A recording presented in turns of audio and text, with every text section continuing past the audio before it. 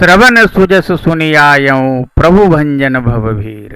त्राहि त्राहि आरती हरन शरण सुखद रघुवीर।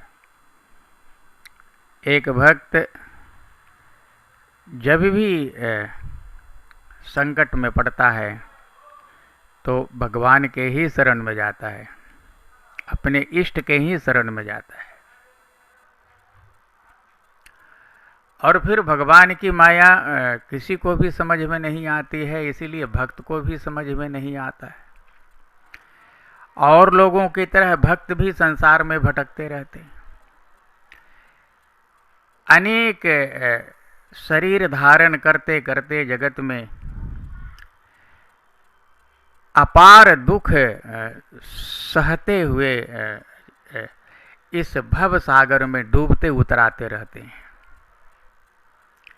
ऐसी स्थिति में एक ठाकुर जी का जन क्या करे, तो वह यही कहेगा, हे प्रभु आकर के हमें उबार लो, हमारा उद्धार कर दो।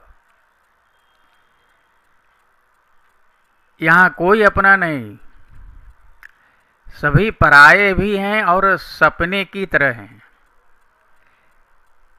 यहाँ जरा सा भी माया मोह आपके अंदर आया तो आपको आगे का किनारा नहीं सूझेगा। आप भवसागर के पार वाले किनारे तक नहीं पहुंच सकेंगे। ऐसी स्थिति में भक्त को भगवान को ही पुकारना पड़ता है।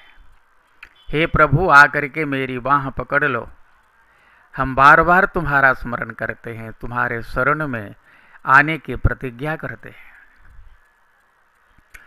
हमें आकर के पार लगा दो, हमें भवसागर में न डूबने दो।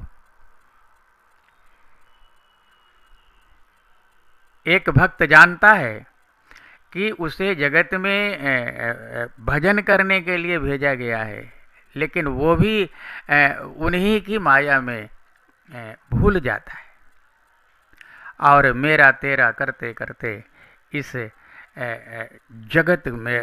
जगत रूपी भव समुद्र में डूब जाता है। क्यों? बोले उसे निकलने का द्वार ही दिखलाई नहीं पड़ता है। तब वो पुनः लौट करके भगवान के शरण में आता है और भगवान उसे उसके दुख को देख करके उसे बाँह पकड़ करके अपनी शरण में ले करके उसको भव से पार करके उसको अभय करते हुए उसके मानव तन को सफल कर देते हैं। धन्यवाद।